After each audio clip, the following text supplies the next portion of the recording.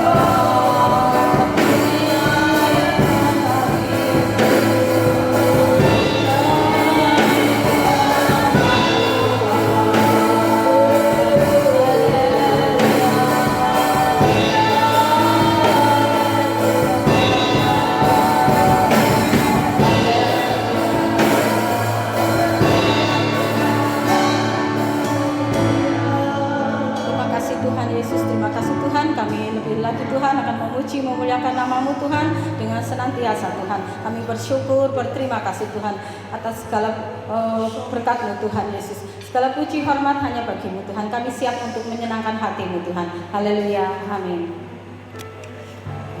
Saudara-saudara,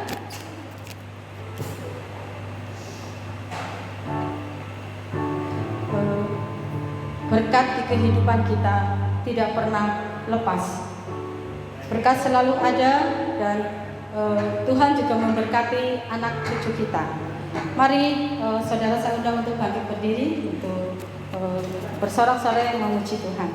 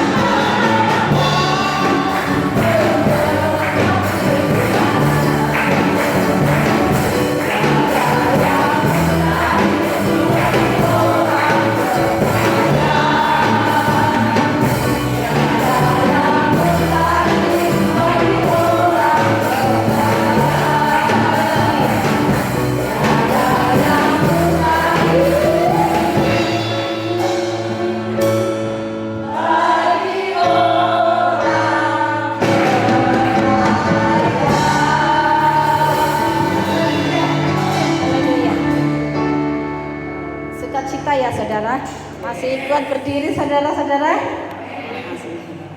Kita akan masuk di dalam firman Tuhan. Mari kita pujikan bagi-Mu Tuhan.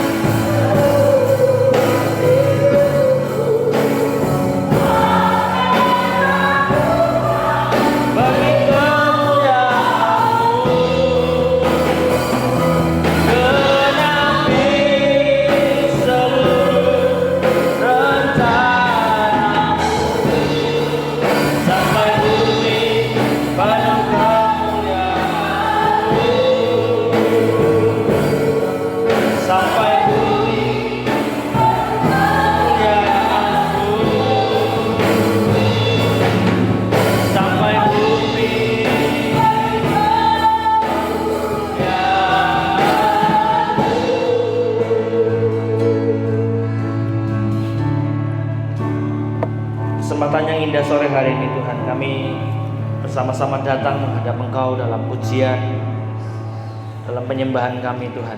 Kami percaya Engkau hadir di tengah-tengah kami sore hari ini Tuhan.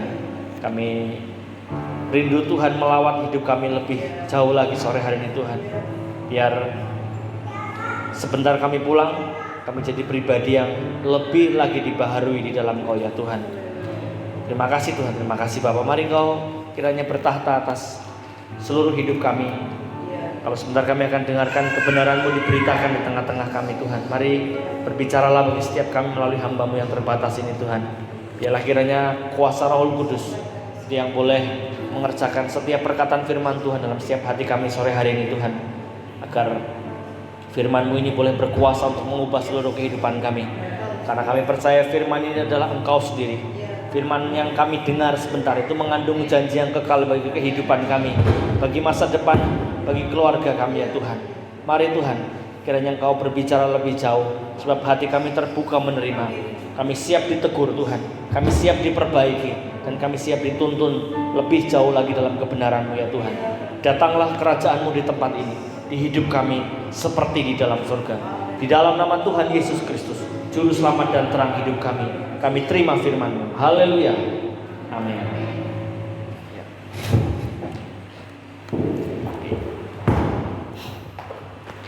Ya, sebelum kita duduk, kita akan sama-sama membaca pengakuan iman.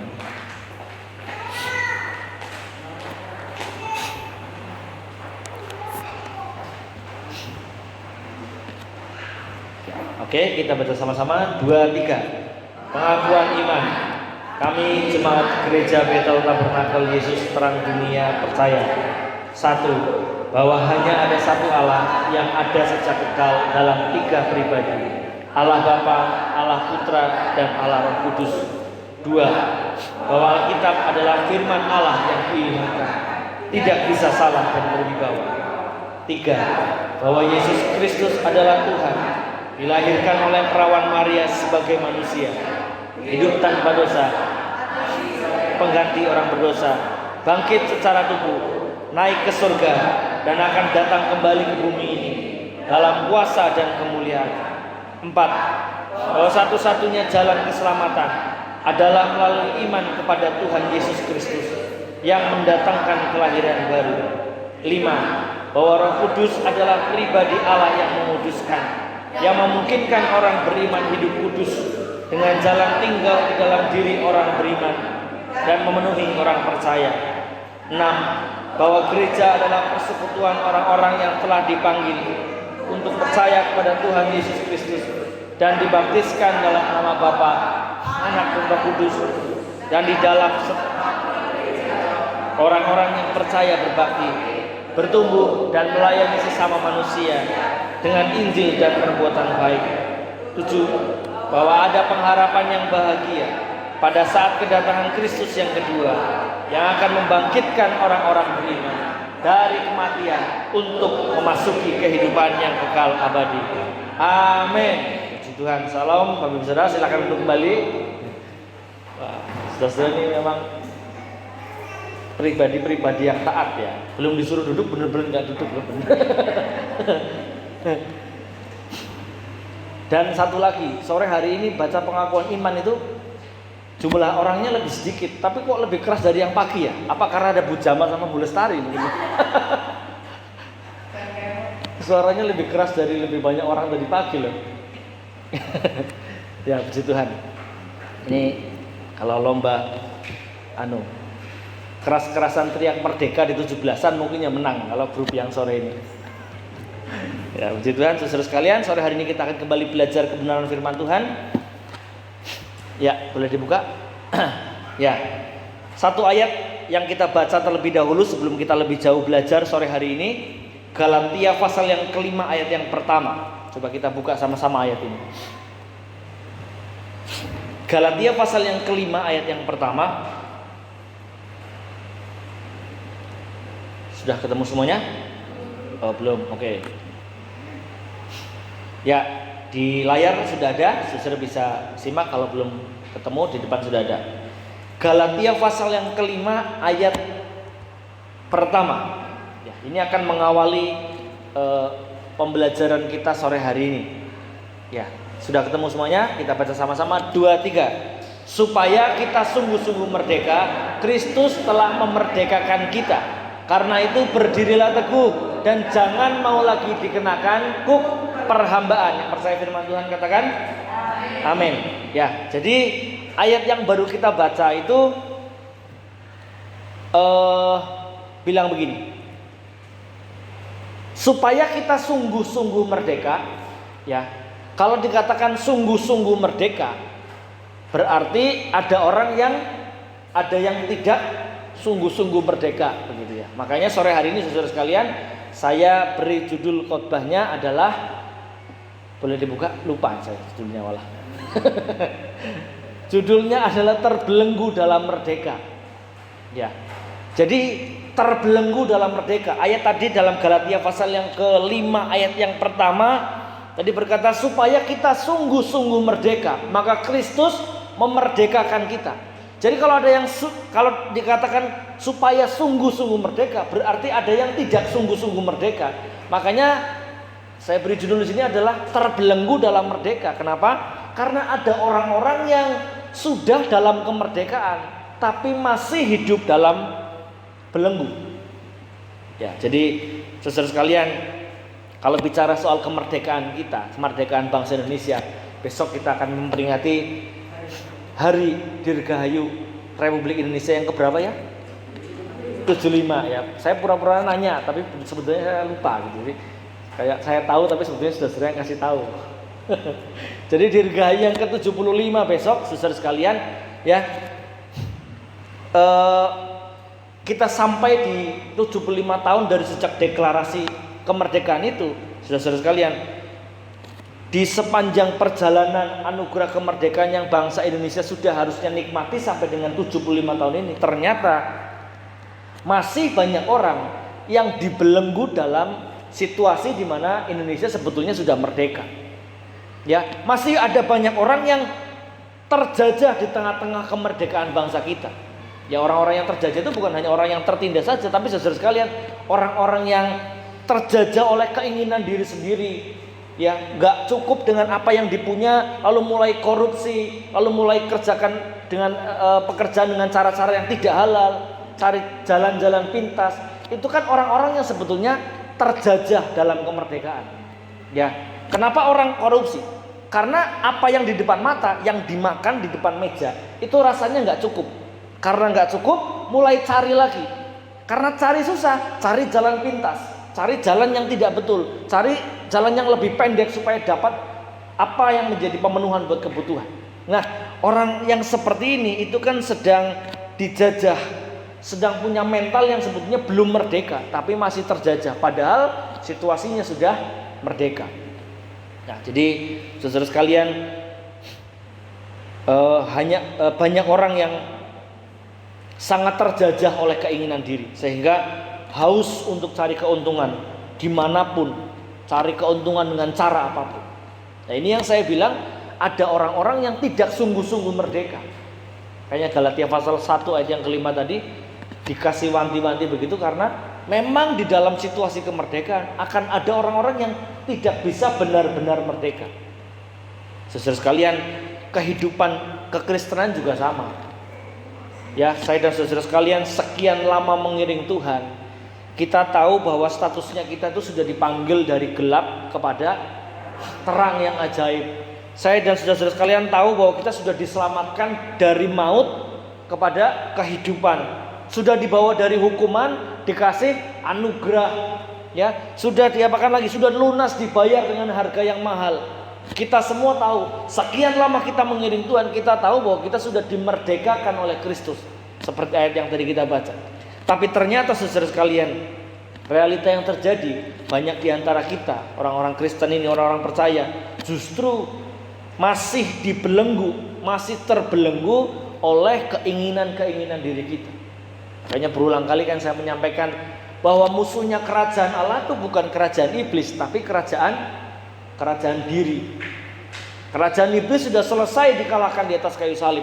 Kerajaan diri yang masih terus meronta sampai dengan hari ini, sehingga banyak orang Kristen yang harusnya hidup dalam kemerdekaan Kristus tapi masih terbelenggu. Ya, jadi saudara sekalian, ada orang yang sudah kenal Tuhan lama, bahkan hafal ayat-ayat Alkitab di luar kepala, ya, tapi hadapi kehidupan masih dengan cara-cara yang bukan sesuai dengan yang Tuhan ajarkan. Hadapi problema hidup masih dengan cara-cara yang gak sesuai dengan firman Tuhan. Ambil jalan pintas, perlakukan orang dengan seenaknya saja, hakimi orang gampang sekali hakimi orang seenaknya. Ya. Nah, itu kan ciri bahwa harusnya orang Kristen yang harusnya sudah hidup dalam kemerdekaan yang Kristus beri buat kita, tapi masih terbelenggu dalam kerajaan keinginan diri. Ya, makanya saudara sekalian, sore hari ini kita akan baca sebuah ayat lagi dan akan kita tarik beberapa pelajaran dari ayat-ayat yang kita baca. Mari saya ajak kita buka Yohanes pasal yang ke-8 ayat 31 dan ayat yang ke-32. Ya, saya ada tulis di depan, kalau saudara bisa cukup jelas membacanya, kita akan baca sama-sama ayat ini. Injil Yohanes pasal 8 ayat 31 dan 32. 2-3. Maka katanya kepada orang-orang Yahudi yang percaya kepadanya, jikalau kamu tetap dalam firman-Ku, kamu benar-benar adalah murid-Ku, dan kamu akan mengetahui kebenaran, dan kebenaran itu akan memerdekakan kamu. Amin. Nah, saudara sekalian, kalau kita mau benar-benar merdeka dalam kehidupan kita, ya, Galatia pasal 1 ayat yang kelima tadi bilang, maka Kristus itu memerdekakan kita supaya kita sungguh-sungguh merdeka. Nah, caranya bagaimana? Ditulis dalam Injil Yohanes pasal 8 ayat 31 dan ke-32 ini. Yang pertama, saudara sekalian, agar kita benar-benar merdeka dalam kehidupan kita. Yang pertama adalah next Mas Enok. Ayat tadi bilang begini, coba tinggal tetap dalam firman. Coba ucapkan sama-sama, tinggal tetap dalam firman-Nya. 2, 3. Tinggal tetap dalam firman-Nya Tuhan. Ya, saudara sekalian, dalam hidup kita ini kadang-kadang kita itu banyak dibingungkan dengan sebetulnya hal mana yang paling benar untuk kita ikuti. Ya, bicara soal politik atau bicara soal berita-berita yang beredar, soal wabah yang sekarang sedang kita alami bersama-sama, pandemi COVID-19 ini. Kita tuh sering kali dengar berita A, oh katanya gak bisa menular melalui udara. Oh ternyata ada yang bilang oh bisa kok. Ada yang bilang kalau nempel di besi sekian jam. Oh gak, ada orang yang bilang gak bisa, ada orang yang mati karena COVID, matinya karena ini, segala macam. Banyak berita yang datang, ya ini soal berita saja. Kadang-kadang itu sampai kita dibingungkan sebetulnya yang benar itu yang mana gitu. Ya, karena saking banyaknya berita, era informasi sangat terbuka seperti ini, kadang-kadang itu tuh sangat bingung yang mau diikuti yang mana. Nah, ini baru berita sama politik saja. Nah, dalam pelajaran kekristenan, pengajaran Alkitab, kadang-kadang kita juga sering kali dibingungkan sebetulnya yang mau kita ikuti itu yang mana untuk kita jalani kehidupan. Nah, ayat yang sore hari ini kita baca bagi kita sekalian itu memberitahu jelas kepada kita bahwa untuk kita bisa benar-benar merdeka, sungguh-sungguh merdeka, cara Kristus memerdekakan kita itu bukan sekejap mata disulap begitu, tapi caranya yang pertama adalah saya dan saudara-saudara sekalian itu harus tinggal tetap dalam firman Tuhan. Jangan bingung hidup dalam Tuhan. Jadi kita kuncinya untuk kita hidup benar-benar merdeka dalam Kristus, ya kuncinya cuma ini, tinggal tetap dalam firman Tuhan. Sudah, tidak ada pilihan lain. Kalau kita jadi murid Kristus, maka pilihan buat kita hidup adalah tinggal tetap dalam firman-Nya Kristus. Ya, jangan dibingungkan oleh ajaran apapun, jangan dibingungkan oleh cara-cara apapun. Ya, sebab saya bilang tadi pagi, kalau orang yang bingung pasti dia nggak tahu arah. Kalau orang yang nggak tahu arah pasti gampang tersesat. Kalau orang yang gampang tersesat pasti gampang dibohongin. Tersesat sih, jadi kalau tersesat untung zaman sekarang nggak ada orang tersesat kecuali nggak ada sinyal. Orang kalau sekarang pergi kemanapun kan nggak bisa tersesat karena ada apa? Ada GPS, ada Google Map. Kecuali daerahnya nggak ada sinyal begitu ya mungkin bisa. Ya, tapi kalau sebelum masuk daerah yang nggak ada sinyal sudah nyeting lokasinya pun nggak tersesat juga. Gitu.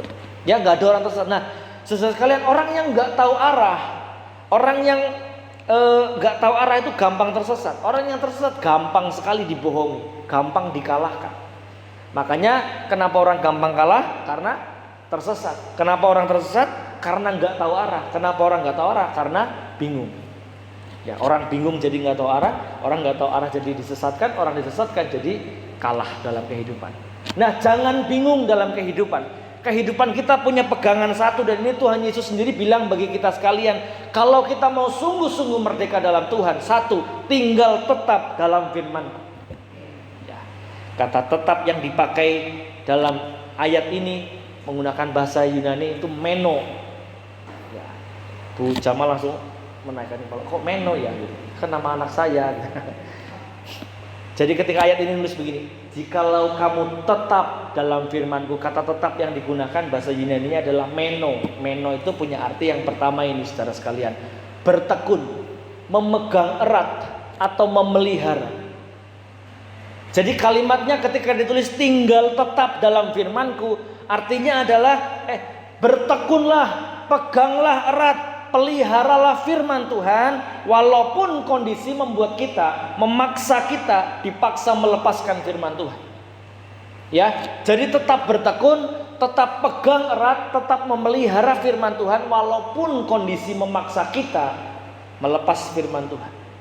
Kadang-kadang saya dan saudara-saudara sekalian dibawa ke sebuah kondisi di mana kenyataan kita, kenyataan yang di depan mata kita, ya bukan kadang, seringkali malah saudara sekalian, kenyataan di depan mata kita tuh beda dengan apa yang kita doakan. Kita berdoa mintanya A, tiba-tiba kenyataan di depan mata Z, jauh sekali.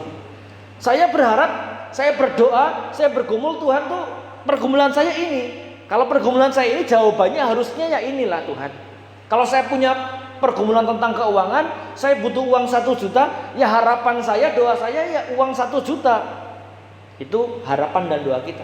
Tapi kadang-kadang saudara kalian, kita berdoa, Tuhan aku butuh uang 1 juta. Yang terjadi apa? Bukannya datang uang 1 juta, malah tambah banyak kebutuhan. Yang tadinya kurangnya cuma 1 juta, jadi malah kurangnya 5 juta. Loh, gimana sih? Orang saya berdoa supaya Tuhan penuhkan kebutuhan saya, kok malah yang terjadi kebutuhannya jadi makin banyak. Nah, kenyataan-kenyataan seperti ini yang di luar harapan doa kita, itu kadang buat kita ingin lepaskan firman. Artinya gak percaya lagi lah sama firman, gak mau dengar lagi sama janji firman Tuhan. Sore hari ini saudara sekalian, ayat ini berkata bagi kita begini, kalau kita mau merdeka dalam Kristus, mau sungguh-sungguh merdeka dalam Kristus, bertekun, pegang erat firman, pelihara firman, walaupun kondisi kadang paksa kita seperti pengen gak percaya sama firman, tetap percaya kepada firman Tuhan. Meno punya arti kata yang kedua ini. Next, menunggu atau menanti-nantikan, walaupun janjinya itu seolah tidak kunjung datang, tapi tetap kita menunggu janjinya firman Allah digenapi bagi kehidupan kita. Ini arti yang kedua. Jadi ketika Tuhan Yesus bilang begini, tinggal tetap dalam firman-Nya Tuhan, itu dia sedang bilang, nunggulah sama kuasa firman Tuhan digenapi dalam hidup kita. Nantikanlah firman Tuhan digenapi dalam hidup kita, walaupun kelihatannya di depan mata kita janjinya firman Tuhan kok kayaknya nggak datang-datang ya. Saya sudah bergumul lama, sudah punya kerinduan yang sudah terkandung lama sekali, kok nggak jadi-jadi ya. Padahal sudah berdoa sedemikian rupa, sudah nangis-nangis sama Tuhan, kok nggak kunjung datang juga. Ayat ini bilang tinggal tetap dalam firman. Ya, Abraham, saudara ingat kisah Abraham ketika Tuhan beri janji dia punya keturunan. Apa janjinya Tuhan sama Abraham? Abraham nanti bakal punya keturunan sebanyak pasir di laut sama bintang di langit, gitu. Itu janjinya Tuhan sama Abraham. Itu di usia berapa? Kurang lebih di usia 75 tahunan. Baru dia punya anak Ishak di usia 100 tahun. Saudara, kira-kira ketika Tuhan janji sama Abraham, Abraham nanti kamu punya anak banyak banget, seperti bintang di langit, seperti pasir di laut. Lah 1 tahun setelah umur 76, nah kok nggak lahir-lahir, istri saya nggak hamil-hamil itu. 5 tahun kemudian nggak hamil juga. 10 tahun kemudian nggak juga hamil. Kira-kira kalau saya jadi Abraham, saya akan mulai mikir, aduh ini kayaknya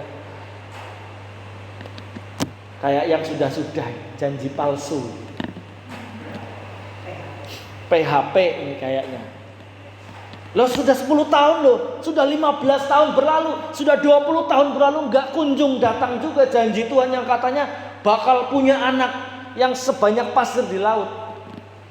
Ya, tapi kalau kita baca kisah firman Tuhan tentang kisah Alkitab tentang Abraham, dia tidak pernah lepaskan sedikit pun kepercayaannya terhadap apa yang sudah firmankan buat dia. Abraham tunggu sampai penggenapan firman itu datang dalam kehidupannya. Nah, ini kan ciri dari pribadi yang benar-benar merdeka. Walaupun kelihatannya janji yang di depan mata nggak kunjung datang, Abraham tetap percaya kepada firman Tuhan.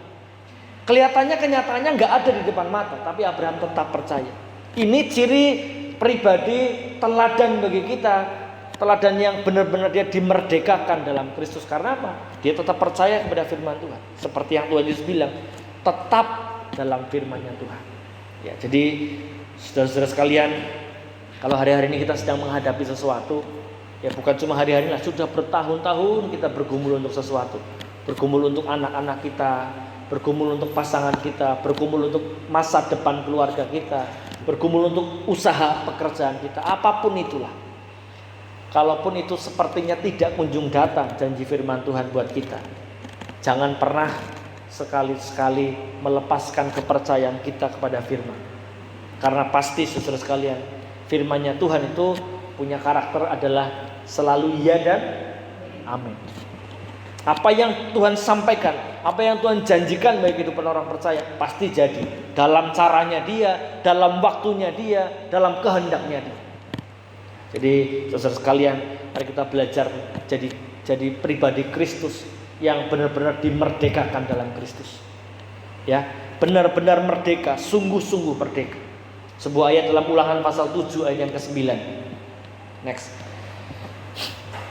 Ulangan pasal 7 ayat yang 9 berkata demikian, sebab itu haruslah kau ketahui bahwa Tuhan Allahmu dialah Allah yang setia, yang memegang perjanjian dan kasih setianya terhadap orang yang kasih kepadanya dan berpegang pada perintahnya sampai kepada beribu-ribu keturunan.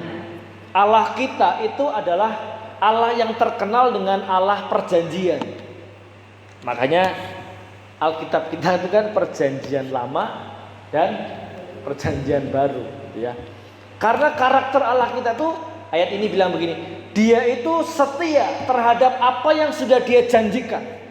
Dan kesetiaannya itu gak main-main, sampai kepada beribu-ribu keturunan. Asal ini, ayat tadi bilang, asal kita berpegang kepada perintah. Sama seperti yang Yohanes pasal 8 ayat 31 tadi sampaikan, jikalau kita tetap, jikalau kita meno, jikalau kita tetap pegang erat walaupun kondisi sepertinya gak sesuai dengan doa kita, kita tetap berpegang kepada firman Tuhan walaupun sepertinya gak ada bukti di depan mata, justru disitulah iman kita dibangkitkan. Definisi iman itu apa? Iman adalah dasar dari segala sesuatu yang kita harapkan dan bukti dari segala sesuatu yang tidak kita lihat. Di sini iman kita dibangkitkan ketika kita mau terus meno, tetap berpegang erat kepada firman Tuhan walaupun kelihatannya kenyataan di depan mata nggak ada sama sekali. Jalan kelihatannya di depan buntu, tapi percayalah nggak ada yang lebih baik untuk tempat kita berpegang selain kita berpegang kepada firman-Nya Tuhan. Ya, yang kedua saudara sekalian, Yohanes pasal 8 ayat yang ke-31 dan ke-32, yang kedua berkata begini, supaya kita sungguh-sungguh merdeka, kita mesti tahu tentang kebenaran. Ya, yang pertama tadi, kita harus tinggal tetap dalam firman-Nya. Ya, Yohanes pasal 8 ayat 31 dan 32, kalau kita tinggal tetap dalam firman-Nya, kalimat selanjutnya berkata, maka kita adalah murid. Nah, kalau kita adalah murid, kalimat selanjutnya berkata, kita akan tahu kebenaran dan kebenaran itulah yang akan memerdekakan kita. Nah, kebenaran seperti apa yang harus kita ketahui? Next. Jadi yang kebenaran yang harus kita pegang dalam kehidupan kita adalah bahwa saya dan saudara-saudara sekalian adalah pemenang-pemenang di dalam kehidupan. Ya, bukan orang yang sok menang ya saudara, jadi beda. Orang yang maunya menang sendiri dengan orang yang punya spirit pemenang itu beda jauh. Kalau orang yang mau menang sendiri itu walaupun salah, walaupun yang dilakukan jalan-jalannya salah, korupsi, maunya menang sendiri tetap rasanya menang karpet dewek gitu loh. Ya, menang itu kan ada orang yang maunya menang sendiri aja. Tapi yang dimaksud di sini adalah bahwa kita itu menangnya bukan karena menang maunya menang sendiri, tapi ada spirit dan mentalitas pemenang yang kita ketahui, yang firman Tuhan ajarkan bagi kita untuk kita taruh dalam diri kita, bahwa dalam segala perkara sebuah ayat berkata bahwa kita itu lebih daripada pemenang. Spirit kemerdekaan adalah spirit pemenang. Ya, pada saat zaman dahulu para pejuang kemerdekaan kita di Indonesia ini berjuang mendeklarasikan proklamasi. Itu kan semua dimulai dari mereka punya pengertian bahwa begini, bahwa kemerdekaan adalah hak segala bangsa. Ini kan pengertian yang benar, spirit dan mentalitas pemenang yang mereka bangun, sehingga mereka berani mendeklarasikan proklamasi. Saudara ingat kisah perjalanan bangsa Indonesia setelah proklamasi masih perang nggak? Masih berjuang nggak? Masih berjuang. Masih ada banyak peperangan yang dihadapi. Tapi yang dibangun ini dulu, spirit dan mental pemenang dibangun oleh bangsa kita. Makanya mereka dengan berani mendeklarasikan kemerdekaan. Jadi spirit kemerdekaan adalah spirit mental pemenang. Orang yang dimerdekakan adalah orang yang punya spirit dan mentalitas seorang pemenang. Nah, Galatia pasal 1 ayat yang kelima tadi kan berkata begini, kalau kita mau sungguh-sungguh merdeka, Kristus memerdekakan kita. Dengan cara apa? Kita dibawa untuk tahu sebuah kebenaran. Kebenarannya adalah apa? Bahwa saya dan saudara sekalian adalah pribadi yang pemenang dalam kehidupan. Ya, jadi spirit kemerdekaan adalah spirit kemenangan. Orang yang merdeka adalah orang yang punya spirit pemenang. Ya, Roma pasal yang ke-8 ayat 35 dan 37. Coba saudara buka ayat ini dengan saya. Roma pasal 8 ayat 35 dan 37 ya. Jadi ayat 35 berkata demikian. Siapakah yang akan memisahkan kita dari kasih Kristus? Penindasan atau kesesakan atau penganiayaan atau kelaparan atau ketelanjangan atau bahaya atau pedang.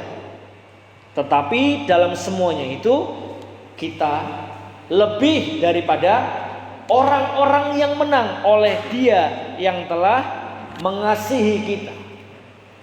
Ayat yang ke-35 itu memberitahu kepada kita begini, sebetulnya ada ciri-ciri orang yang belum merdeka. Ciri-cirinya adalah itu tadi yang kita baca sama-sama, penindasan, kesesakan, dan selanjutnya sampai dengan pedang tadi. Ini adalah daftar ciri dari kondisi seseorang yang belum hidup dalam kemerdekaan. Ya, orang sekarang kan banyak yang hidup dalam keadaan seperti ini, Bapak Ibu Saudara sekalian. Ya, hidup dalam kemerdekaan tapi rasanya tertindas. Rasa hidup dibayangi oleh penganiayaan, dibayangi oleh kesesakan-kesesakan. Banyak orang hari-hari ini kelaparan, saudara sekalian. Kelaparan itu bukan hanya kelaparan makan. Hari-hari ini banyak orang yang kelaparan apa? Lapar kekuasaan, lapar jabatan. Banyak orang kelaparan hari-hari ini. Nah, ini kan ciri dari orang yang belum merdeka. Ya, nggak ada orang yang mau hidup dalam kondisi seperti ini. Ya, nggak mau orang yang hidup dalam penindasan, kesesakan, penganiayaan, kelaparan dan selanjutnya. Nggak ada orang yang mau hidup dalam hal seperti itu. Tapi tanpa spirit dan mentalitas yang benar, yang mengetahui bahwa diri kita adalah pemenang di dalam Tuhan, maka kita akan digiring untuk tetap hidup dalam ketujuh hal ini, saudara sekalian. Oleh sebab itu, ayat yang ke-37 tadi dikatakan di sana, untuk masuk dalam kemerdekaan sejati, pemahaman ini harus jadi spirit dalam diri kita, bahwa di dalam semuanya itu kita lebih daripada orang-orang yang menang. Ya, pertama tadi dikatakan semuanya Semuanya itu berarti bukan hanya di gereja saja, tapi justru pada saat kita ada di lingkungan pekerjaan kita, di keluarga kita, dimanapun Tuhan menempatkan kita, spirit dan mentalitas pemenang ini harus ada kita bawa terus. Ya, saudara sekalian, kata pemenang yang digunakan dalam ayat ini menggunakan bahasa Yunani itu hupernako. Next, Mas Enok. Iya, kata pemenang yang digunakan dalam ayat ini menggunakan kata hupernako. Hupernako itu artinya penakluk. Jadi kalau menang itu kan ada, pemenang itu kan kalau bahasa Inggris ada champion, ada conqueror. Ya, kalau champion itu kalau orang lomba lari lalu menang, nah itu disebut ini champion. Nah tapi ayat kalimat yang digunakan dalam ayat ini bukan menggunakan kata champion, tapi conqueror atau hupernako dalam bahasa Yunani, yang artinya penakluk. Ya ini sebuah istilah penaklukan. Jadi bukan soal menang fisik ya. Jadi kalau orang menang karena berantem lalu bisa nonjok, lalu lawan mainnya bisa ketonjok jatuh lalu menang, itu bukan yang dimaksud dengan penakluk ini. Ya orang menang karena nyodolkan pistol sama orang lalu orang takut, atau karena punya backing yang kuat lalu jadi menang, atau karena punya materi yang banyak bisa nyogok orang sana sini sehingga menang. Itu bukan pemenang yang seperti itu. Tetapi yang dimaksud sebagai penakluk di sini adalah spirit dan mentalitas kerajaan Allah. Ya artinya di tengah orang-orang lain gak jujur, di tengah orang-orang lain gak setia, kita tetap jujur. Di tengah orang-orang lain cari jalan pintas untuk dapatkan yang diinginkan, kita tetap sesuai dengan cara-cara yang benar untuk jalani kehidupan. Di tengah orang lain gak menghargai persahabatan, gak menghargai persaudaraan, kita tetap menghargai persahabatan. Di tengah orang yang gampang halalkan segala cara, kita tetap jaga, pertahankan integritas dan kebenaran. Nah, yang mental yang seperti itu saudara sekalian. Nah yang seperti itu harus ada. Ayat tadi berkata di dalam semuanya itu, bukan hanya di gereja, di luar gereja sana saudara sekalian.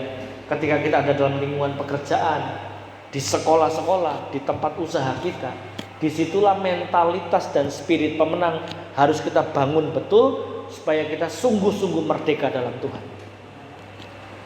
Ya di tengah-tengah usaha kita orang cari orang pintar supaya supaya laris gitu ya.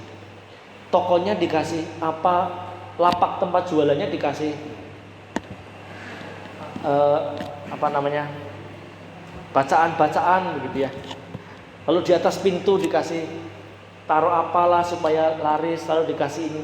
Orang punya cara begitu. Ya.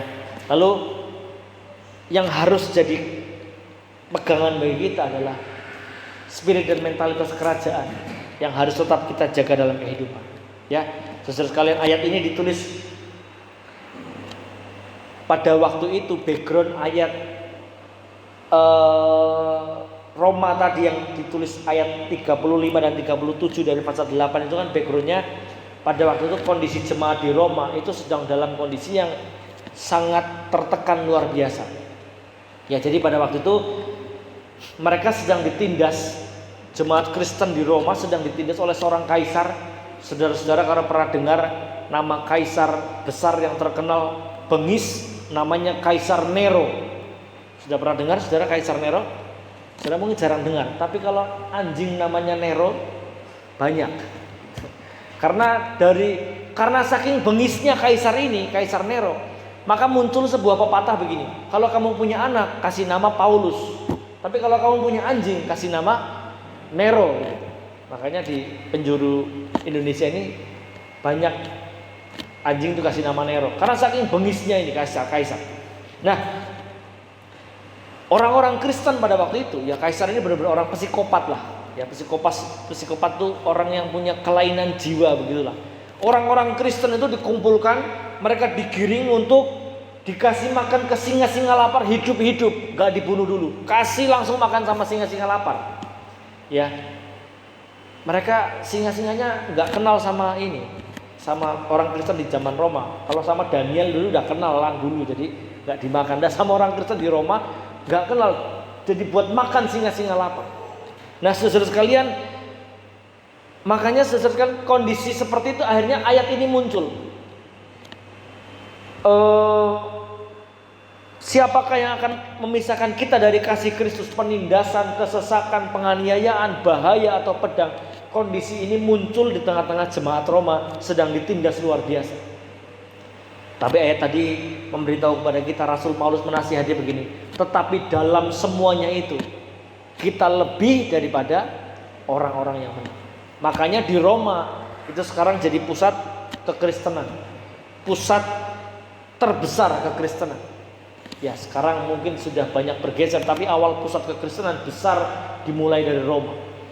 Ini Roma ini jadi pusat kekristenan bukan didirikan oleh orang-orang yang besar, bukan oleh rasul-rasul, bukan. Roma ini jadi pusat kekristenan karena didirikan oleh orang-orang yang nggak terkenal. Ada 2 orang namanya Alexander dan Rufus. Alexander dan Rufus itu kalau saudara ingat kisah penyalipan Tuhan Yesus, ada orang yang namanya Simon dari Kirene yang bantu Tuhan Yesus ngangkat salib. Nah, Alexander dan Rufus ini anak-anaknya Simon dari Kirene. Mereka yang pada saat Roma sedang ditindas luar biasa, mereka jadi orang-orang yang mendirikan jemaat di Roma. Ya, mereka mendirikan dengan cara seperti apa? Mereka bangun spirit dan mentalitas pemenang. Jadi walaupun mereka dalam aniaya yang luar biasa, dalam penindasan yang luar biasa, dalam bahaya dan ancaman pedang yang luar biasa pada waktu itu, mereka bangun seperti ini. Aku adalah pemenang dalam Kristus.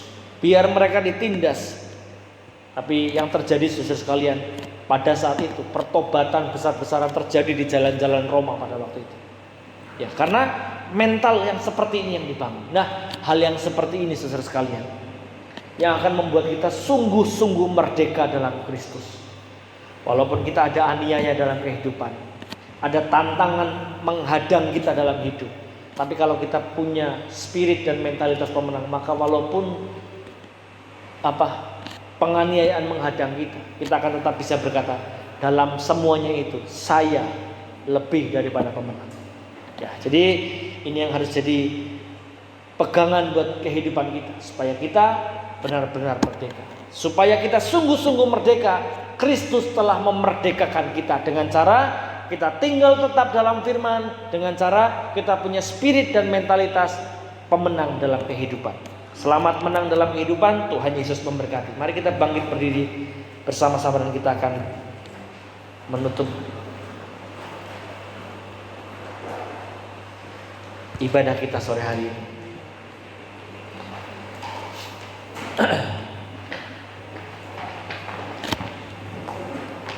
Haleluya.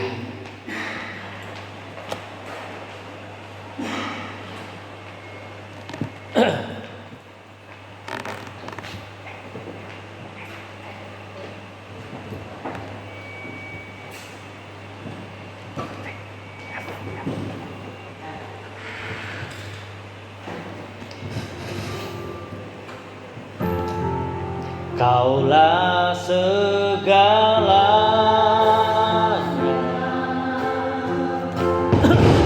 di dalam hidupku. Kerajaan-Mu Tuhan, kerajaan-Mu, kebenaran-Mu, itu bagianku. Kaulah yang pandang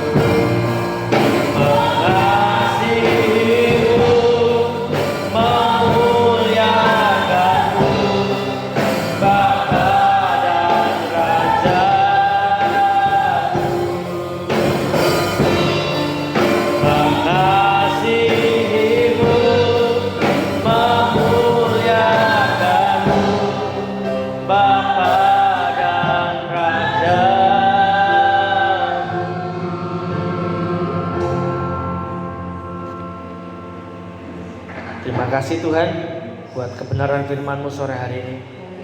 Kiranya Tuhan Engkau meteraikan lebih jauh lagi kebenaran firman-Mu bagi setiap kami. Biar Allah Roh Kudus bekerja lebih jauh mengerjakan firman-Mu buat hidup kami. Biarnya boleh tertanam, bertumbuh dan berbuah-buah bagi kerajaan Allah. Terima kasih Tuhan, terima kasih Bapa. Kami tahu hidup kami banyak diwarnai dengan banyak perkara yang kadang membuat kami lemah dan mungkin kadang kami jatuh Tuhan. Tapi kami tahu hanya dengan kuasa firman-Mu Tuhan, kami boleh selalu bangkit dan selalu dikuatkan dalam kehidupan ini Tuhan. Oleh sebab itu Tuhan, kami terima firman-Mu dengan penuh sukacita, dan biar itu boleh bertumbuh dalam tanah hati kami yang sangat subur. Biarlah itu jadi kekuatan buat kami Tuhan. Sementara kami masih hidup di dalam dunia ini, kami boleh jalani kehidupan kami dengan terus berpegang teguh kepada firman Tuhan, tinggal tetap dalam firman Tuhan, berpegang erat, menanti-nantikan setiap firman Tuhan itu digenapi dalam hidup kami. Ini yang terus jadi pegangan buat hidup kami ya Tuhan, agar terus kami boleh melangkah dengan kuat di dalam Tuhan. Terima kasih Tuhan, terima kasih Bapa. Kami menyerahkan seluruh umat-Mu yang hadir pada saat sore hari ini Tuhan. Karena Tuhan tidak akan pernah melepaskan tangan-Mu atas kehidupan setiap umat-Mu ya Tuhan. Kemanapun kami melangkah, kiranya Engkau Allah Immanuel, Engkau beserta dengan seluruh kehidupan kami ya Bapa. Terima kasih Tuhan, terima kasih Bapa. Waktu-waktu yang ada di hadapan kami Tuhan, kami menyerahkan ke dalam tangan kuat kuasa-Mu. Engkau sendiri yang berdaulat sepenuhnya atas kehidupan kami ya Tuhan. Hari-hari yang ada di depan kami Tuhan, mungkin kelihatannya tidak menentu, tapi dengan penyertaan-Mu Tuhan, kami yakin ada campur tangan Tuhan yang akan menguatkan kami dan membawa kami terus bersama-sama dengan Kau ya Tuhan. Kondisi mungkin gak enak, tapi bersama-sama dengan Engkau Tuhan, kami tidak akan pernah dikecewakan, karena harapannya dalam Engkau itu harapan yang sungguh-sungguh akan menguatkan seluruh kehidupan kami. Terima kasih Bapak, terima kasih Tuhan. Sebentar umat-Mu akan kembali ke rumah masing-masing. Kiranya Engkau menyertai langkah-langkah umat-Mu dari tempat ini sampai ke rumah kami dengan selamat. Terpujilah nama-Mu ya Tuhan. Mari sedang jemaat Tuhan, kita angkat kedua belah tangan kita di hadapan Tuhan. Arahkan hati kita kepada Tuhan, dan mari biarkan Tuhan mencurahi kita dengan berkat-Nya yang melimpah. Tuhan memberkati engkau dan melindungi engkau. Tuhan menyinari engkau dengan wajah-Nya dan memberi engkau kasih karunia. Tuhan menghadapkan wajah-Nya kepadamu dan memberi engkau damai sejahtera. Kiranya berkat yang daripada Allah Bapa, kasih sayang daripada Tuhan Yesus Kristus, dan persekutuan dengan Allah Roh Kudus itu menyertai kami sekalian, mulai saat ini seterusnya sampai Maranatha. Terpujilah nama-Mu ya Tuhan. Kami naikkan doa dan ucapan syukur kami hanya di dalam nama Tuhan Yesus Kristus, Juru Selamat dan Terang hidup kami. Kami sudah berdoa. Haleluya. Amin. Mari kita naikkan pujian ini.